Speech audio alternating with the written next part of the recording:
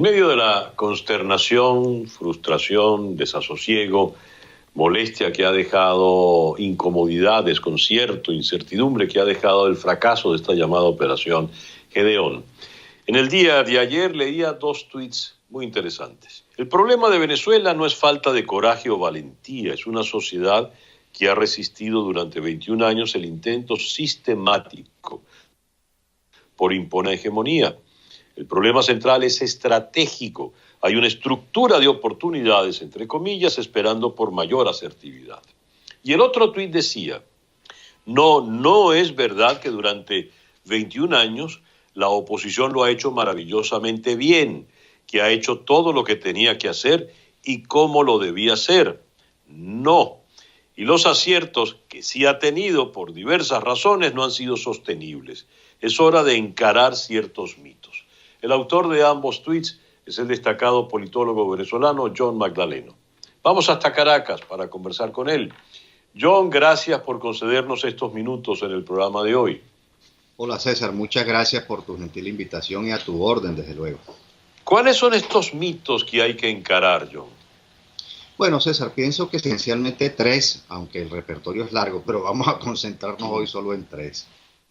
El primero es que, según algunos sectores, la naturaleza del régimen político venezolano es el principal obstáculo y de hecho muchos de ellos sostienen que es el único gran factor que impide la democratización o redemocratización de Venezuela. Pienso que esto es un equívoco importante. Segundo, que la oposición lo ha dado todo, lo ha intentado todo y que ha intentado todo de forma asertiva. Es decir, que ha jugado de manera perfecta o cuasi perfecta a lo largo de 21 años y que, en correspondencia con el primer mito, sería precisamente la naturaleza del régimen político, su carácter especialmente autoritario, represivo, violador de garantías, lo que impide el cambio. Pues no. Y el tercer mito, obviamente, tiene que ver con el comportamiento colectivo, que en todo caso los errores serían atribuibles al liderazgo político, pero que la sociedad lo ha hecho todo, que la opinión pública lo ha hecho todo. Y también aquí hay un equívoco, porque obviamente hay una responsabilidad compartida en la sociedad acerca de por qué no ha sido factible en 21 años promover una transición democrática. Digo que ahí hay unos aprendizajes que tendríamos que adquirir todos. Es decir, primero, la sociedad no comprende bien cómo se producen los procesos de transición a la democracia. Así que aquí hay una tarea pendiente. Mientras mejor se comprenda esto, pues más se pueden facilitar algunas dinámicas esenciales.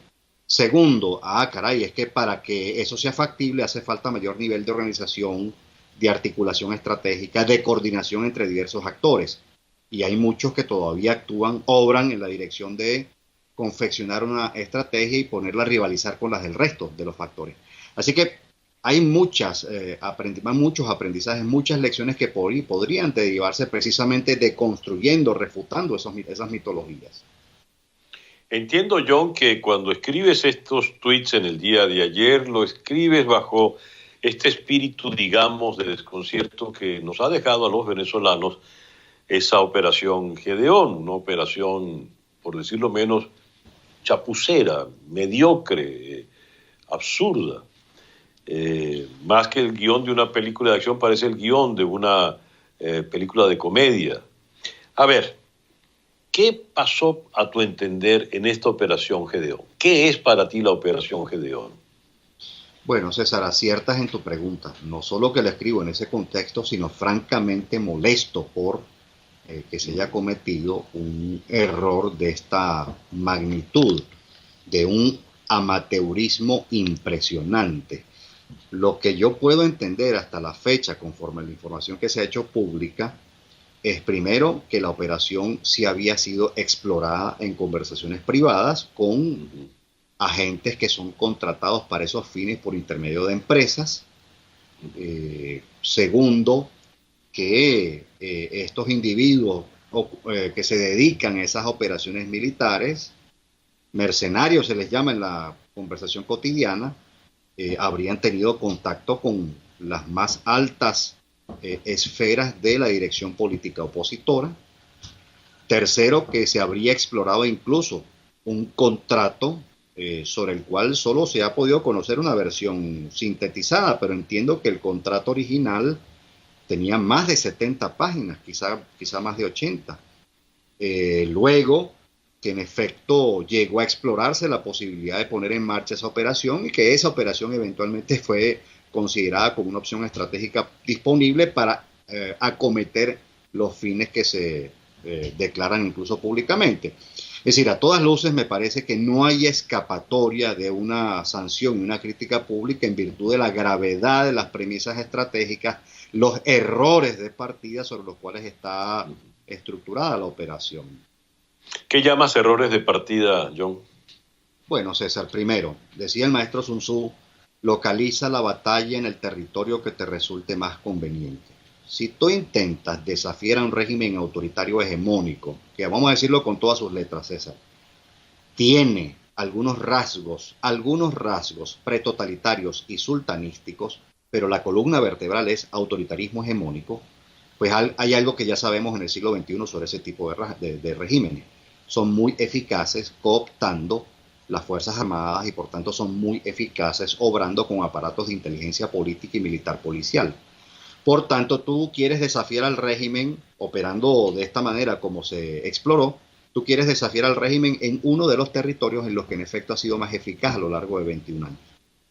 Así que esto no parece tener mucho sentido. Segundo, la operación en sí misma, que requiere mucha destreza militar, no ha sido confeccionada, hasta donde yo entiendo, por expertos militares. JJ Rendón es un asesor muy conocido en el mundo de la consultoría política, especialmente en Latinoamérica, por sus aportes al campo de la comunicación política. Pero que yo sepa, JJ Rendón no es una estratega militar.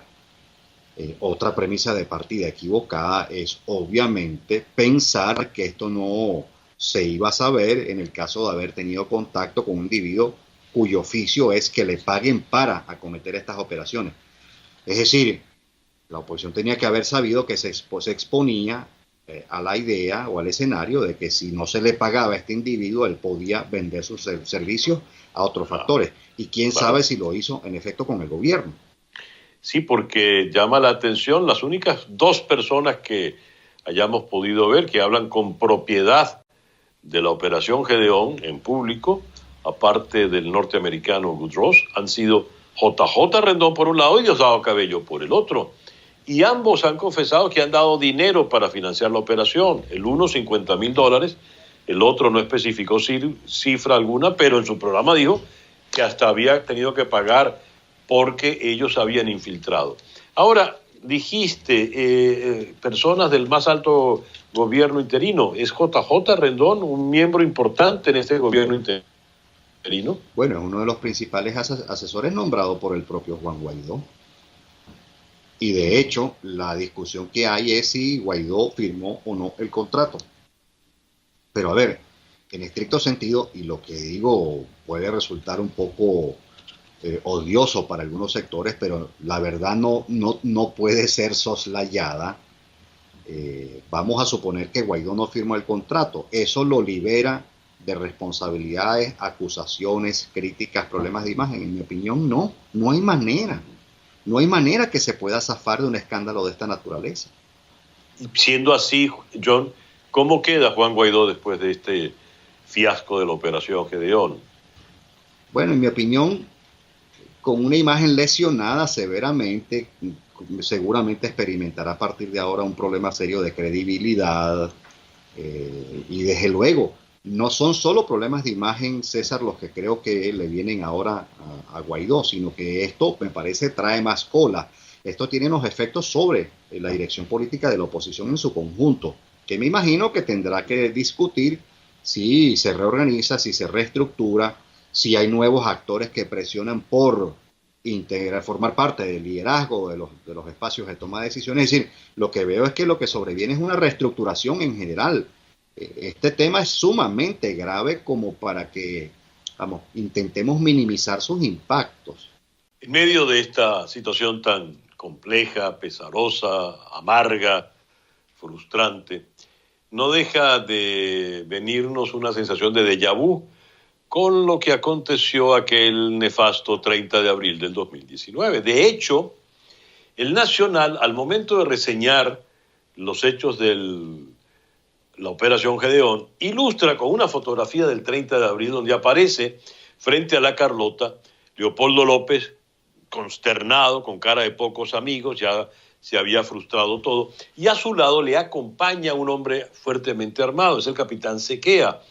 Capitán Sequea que viene en la Operación Gedeón, que desembarca en Chuao, y algunas voces dicen que estuvo vinculado a Diosdado Cabello y algunos pues dicen podría ser el infiltrado, no quiero entrar en ello, pero ciertamente uno recuerda la operación del 30 de abril y del 3 de mayo, y pareciera que hay muchos puntos en común, puntos que evidentemente llevan al fracaso. ¿Es correcto? ¿Estás de acuerdo en esta observación? Me gustaría tu parecer, John. Claro, César, entre otras cosas, porque lo que comunica la recurrencia en el error es una recurrencia, es decir, es un problema de partida en el diseño de la estrategia. Ocurre, César, que la oposición o un sector de ella, y especialmente algún sector de Voluntad Popular capitaneado por López, hay que decirlo públicamente ya, renunció a la idea de utilizar la elección, una elección desde luego semicompetitiva o no competitiva, con garantías que no eran satisfactorias para la oposición, renunció a utilizar la coyuntura de un evento electoral para intentar facilitar una fractura de la coalición dominante. Bien, esto puede ser objeto de alguna controversia. Algunos sectores dicen no es factible utilizar una elección en este momento para intentar eso, porque no es factible la fractura, o no es factible que la negociación conduzca a unas mejoras incrementales, así sea, en garantías constitucionales que puedan llegar a ser restituidas gradualmente. Es decir, lo que eso comunica, persistir en el error de obrar en el territorio militar policial, intentando una confrontación armada con el gobierno, lo que eso comunica es la renuncia a otras opciones estratégicas porque no se cree en ellas. ¿Y por qué no se cree en estas otras opciones estratégicas? Porque no se conoce la experiencia internacional, César, porque no se comprende bien cómo ocurren los procesos de transición a la democracia. En algún sector opositor habita la idea de que la transición a la democracia es un acto mágico. Vamos a decir, permítame esta metáfora, como una bala de plata que se dispara, como las películas del lejano oeste, las viejas películas del lejano oeste. Es decir, es un acto que básicamente requiere en lo esencial de mucha audacia y alguna capacidad de acierto. Pues no, una transición a la democracia es un proceso en el que tiene que sobrevenir primero que todo una disolución del régimen no democrático precedente. ¿Y cómo se produce una disolución del régimen democrático? Bueno, muy bien.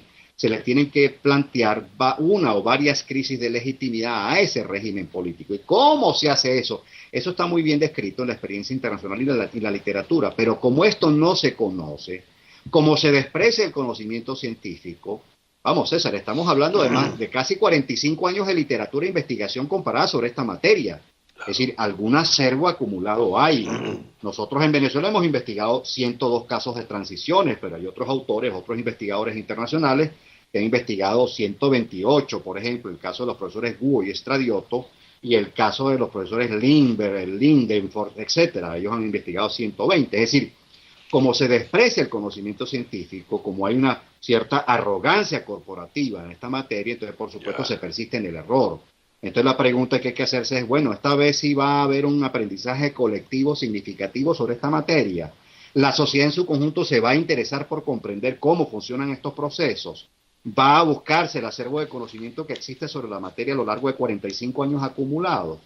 Creo que hay que conversar mucho y muy largo. Creo que volveremos a llamarte, John, porque es una conversación muy interesante. Se nos acabó el tiempo. Solo me queda una pregunta, una respuesta breve, por favor. ¿Estamos condenados como Sísifo a comenzar otra vez desde cero? No lo creo, César, porque mientras se han cometido errores, en efecto hay algunos sectores que sí sacan aprendizaje. Okay. Me hubiese gustado que lo hubiesen sacado más tempranamente, no tan tardíamente, pero algunos sectores sí sacan aprendizaje. Así que no, hay algunas cosas en las que se va avanzando mientras otros cometen errores. Por fortuna, por cierto. John, muchas gracias por concedernos estos minutos en el programa de A tu orden, César. Gracias por tu gentileza.